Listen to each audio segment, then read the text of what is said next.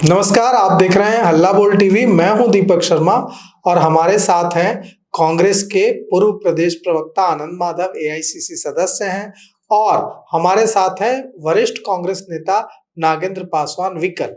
दोनों नेता और इनके साथ छत्रपति यादव भी और दूसरे नेता भी जा रहे हैं। ये लोग दिल्ली राहुल गांधी से मुलाकात करेंगे और राहुल गांधी को बताएंगे कि कैसे टिकटों की बिक्री की वजह से, गलत फैसलों की वजह से कांग्रेस खुद भी डूबी और महागठबंधन के डूबने की वजह भी बनी। तो आनंद माधव जी, क्या यह बात सच है कि कांग्रेस गलत फैसलों की वजह से खुद भी डूबी और महागठबंधन के डूबने की भी वजह बनी? देखिए, ऐसा है कि एक बात हम लोगों को समझना पड़ेगा कि जो वोट चोरी की जो बात हम लोग करते हैं, वोट चोरी एक सच्चाई है, इसमें दो मत नहीं है, इसमें कहीं से कोई दो मत नहीं है। जो महिलाओं को 10,000 रुपये घूस दिए गए, यह भी एक बहुत बड़ा सच है। लेकिन इसके साथ साथ यह भी आवश्यक है कि हम लोग अपना भी इंट्रोस्पेक्शन करें कि हमारी गलतियां कहाँ हुई है। छोटी छोटी चीजें हैं, उसको ध्यान देने की जरूरत है। राहुल जी की यात्रा समाप्त हुई। यात्रा जैसे ही समाप्त हुई, उसी समय हम लोगों को सीटों का बंटवारा कर लेना चाहिए था और तय कर लेना कौन कितनी सीटों पे लड़ेगा। लेकिन ऐसा नहीं हुआ। ईगो के कारण नहीं हुआ, कुछ जबरदस्ती के कारण नहीं हुआ, खिंचता चला गया। अंत में आपने घोषित किया। जब आपने घोषित किया उस दिन भी मैसेज बहुत गलत गया है, क्योंकि तेजस्वी अकेले महागठबंधन नहीं है। आपने बैकड्रॉप में सिर्फ तेजस्वी की तस्वीर लगाई, न राहुल जी की लगाई और न और किसी अन्य कांग्रेस के नेता की, न खड़गे साहब की। तो समझने की जरूरत यह है कि राहुल जी की जो यात्रा हुई थी, हर जगह राहुल राहुल राहुलमय वातावरण हो गया था। जितने भी लोग थे वो सब के सब इस बात से प्रसन्न थे और सोच रहे थे, देख रहे थे चीजों को कि तस्वीर बदलने वाली है, महागठबंधन की सरकार आने वाली है। लेकिन हमने जो गलतियां की वो करते चले गए। फिर टिकटों के बंटवारे में भाजपा से आयातीत लोगों को हम लोगों ने टिकट दिया। इसके साथ साथ दूसरे दलों से और भी दलों से बुला के एक रात पहले टिकट दिया। जिन सीटों पे हम जीत रहे थे लगातार, उन सीटों को हमने छोड़ दिया। हमने 5-5 विधायकों का टिकट काट दिया बिना किसी औचित्य के, बिना किसी आपने मैंने टिकट डिस्ट्रीब्यूशन का कहीं कोई पैरामीटर था ही नहीं। और जब पैरामीटर नहीं था तो फिर कैसे होगा? नतीजा ये हुआ कि एक व्यक्ति और जो व्यक्ति समूह जो आया था, आता है, देखिए होता क्या है, दिल्ली से लोग आते हैं प्रभारी बन के। हम लोग बिहारी होने के नाते हम लोग उनको बहुत सम्मान देते हैं। वो करते हैं क्या, आते हैं, वो बताते हैं कि मैं तो राहुल जी का राइट हैंड हूँ, और वो नैरेटिव सेट करते हैं मीडिया के माध्यम से। और फिर अपनी टीम लाते हैं, दलालों की टीम लाते हैं जो बेचने का काम करता है, खरीद फरोख्त का काम करता है। आप अंदाजा नहीं कर सकते हैं कि पिछले 6 महीने में जो कांग्रेस पार्टी ने बिहार में पैसा खर्च किया है, उसका एक ऑडिट हो जाए, उसकी जांच अगर हो जाए तो चीजें समझ में आ जाएंगी कि चीजें क्या है। इसलिए हम लोगों की मांग है, बहुत सीधी सी मांग है। हम लोग की मुहिम कांग्रेस को बचाने की मुहिम है। हम लोगों की मुहिम राहुल जी के सपने को साकार करने की मुहिम। तो राहुल गांधी से जब आप लोग मिलने जा रहे हैं 24 तारीख को, तो क्या सबूत, क्या एविडेंस लेकर जा रहे हैं? कैसे प्रूफ करेंगे कि यहाँ गड़बड़ी हुई? अब तक तो सिर्फ आरोप पर बात है, कुछ एविडेंस है, सबूत है? हम लोगों के पास एविडेंस है जो आप लोगों के साथ भी शेयर करेंगे। सबसे बड़ा एविडेंस तो जो साक्षात सामने में है कि जैसे मान लीजिए कि आप नौतन की बात करते हैं, अमित गिरी 2 दिन पहले वो भाजपा में था, उसको आपने टिकट दे दिया। यहाँ पटना साहिब में आपने, वहाँ पे वो तो कायस्तों की परंपरागत सीट थी, उन्हें भाजपा से लोग बुला के आपने कुशवाहा को टिकट दे दिया। कोई कारण नहीं बनता है तो कैसे नहीं लोग मांगेंगे कि पैसे? देखिए, पैसे का तो कोई सबूत होता नहीं है, लेकिन हेरफेर हुआ है।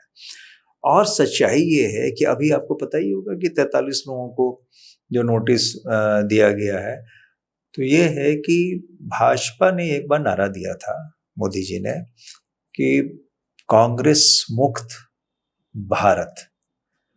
और सच्चाई है आज के दिन में कि हमारे जो तथाकथित नेता लोग हैं बिहार में, वो स्लीपर सेल के रूप में काम कर रहे हैं, और वो लोग कांग्रेस मुक्त बिहार कांग्रेस को करने का पूरा प्रयास कर रहे हैं। जो होने तो नागेंद्र पासवान विकल जी, आनंद माधव जी ने कहा कि स्लीपर सेल के तौर पर कांग्रेस के कई नेता काम कर रहे हैं बिहार में, और ये जो 6 सीटों पर सिमटी है कांग्रेस पार्टी, इसका क्रेडिट उन्हीं को जाता है जिन लोगों ने टिकट बेचे हैं। तो कौन है वो स्लीपर सेल, कुछ नाम का खुलासा कीजिए। देखिए, स्लीपर सेल तो है ही।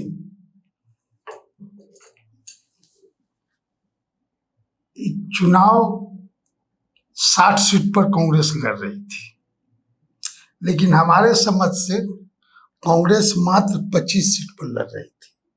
हम आपको बताते हैं, 12 सीट पर तो दोस्ताना था, उसको खत्म कर दीजिए। 5 आपके सिटिंग विधायक को खत्म कर दीजिए, और 25 ऐसे लीडर लाए गए जो कांग्रेस के नहीं थे। तो इसमें से इतना हटा दीजिए तो मुश्किल से बच गए 20 या 25। 25 में अगर आप 7 सीट लाए हैं तो 6 सीट कोई गलत नहीं लाए। तो कौन नेता, आनंद माधव ने जो कहा कि स्लीपर सेल के तौर पर काम कर रहे थे कई कांग्रेस के नेता, वो कौन कांग्रेस के नेता हैं जो स्लीपर सेल के तौर पर काम कर रहे थे? पप्पू यादव थे, प्रभारी हमारे, प्रभारी हैं, प्रभारी। हाँ, ये स्लीपर सेल का तो ये ढांचा ही बना लिए थे। तो पप्पू यादव तो खुद को सबसे बड़े कांग्रेसी बताते हैं, आप उनको स्लीपर सेल, किसके स्लीपर सेल है? बीजेपी के आदमी है पप्पू यादव? नहीं, उनके कहने पर टिकट दिया गया ना, उनके कहने पर टिकट दिया।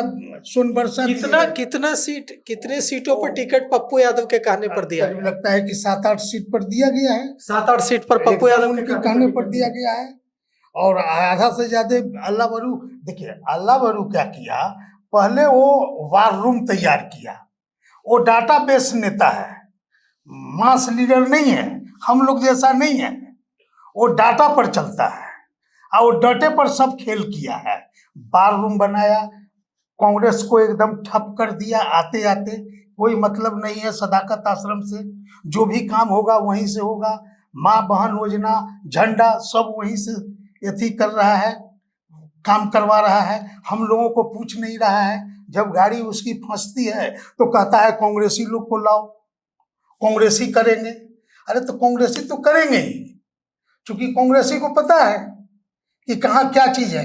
अब वो एक बात बताइए कि ये जो इतनी बुरी हार हुई है महागठबंधन की, तेजस्वी यादव भी हारे हैं, कम्युनिस्ट पार्टी भी हारी है, इसमें कहीं ना कहीं जो आपसी कोऑर्डिनेशन, समन्वय की कमी है, ये वजह है? बिल्कुल है, 100% है। एक तो किसी भी वर्कर से, किसी भी नेता से अल्लाह बारू का कोई संबंध नहीं है। हम इतने सीनियर हैं, चूंकि हमारा कांग्रेस में कम से कम 45 वर्ष से ऊपर हो गया। अब इसको सीनियर नहीं कहिएगा तो क्या कहिएगा। NSY से लेके यहाँ तक पहुंच गए। हम चुनाव भी लड़े। अब हमारे सीट पर ले लीजिए, हम चुनाव लड़े रोसड़ा से। पिछला बार हमको 52,000 वोट आया। अबर एक DGP आए 3 महीना पहले, रिटायर, वो लिए, पैसा लिए और टिकट ले लिए। अब वर्कर 50 साल वो नौकरी किए, अब 50 साल हम झंडा ढोए, लेकिन यहाँ कोई कीमत नहीं है।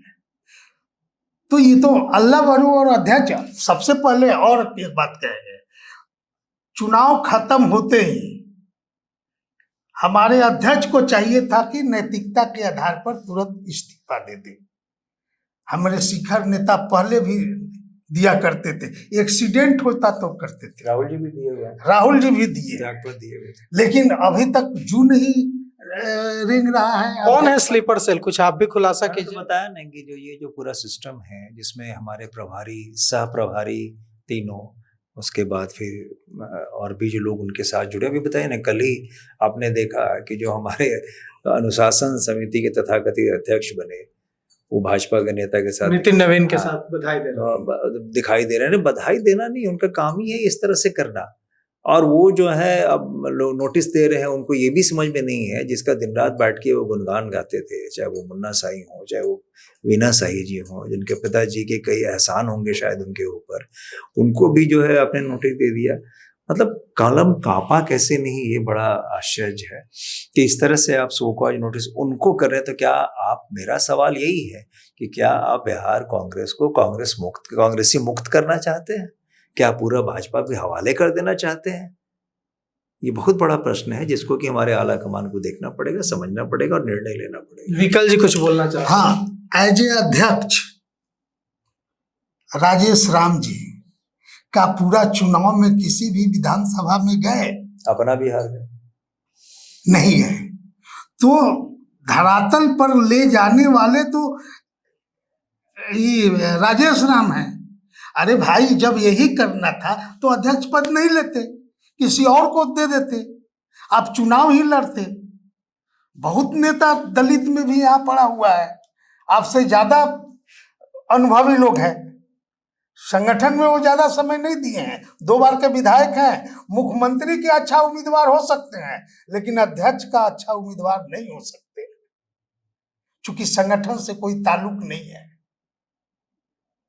तो देखिए, ये जो पीड़ा है कांग्रेसियों की, ये साफ झलक रही है, क्योंकि इन्होंने सींचा है पार्टी को, जैसा कि नागेंद्र पासवान विकल ने कहा, आनंद माधव ने कहा और इससे पहले छत्रपति यादव ने कहा कि हम लोगों ने कांग्रेस के लिए खून पसीना बहाया है।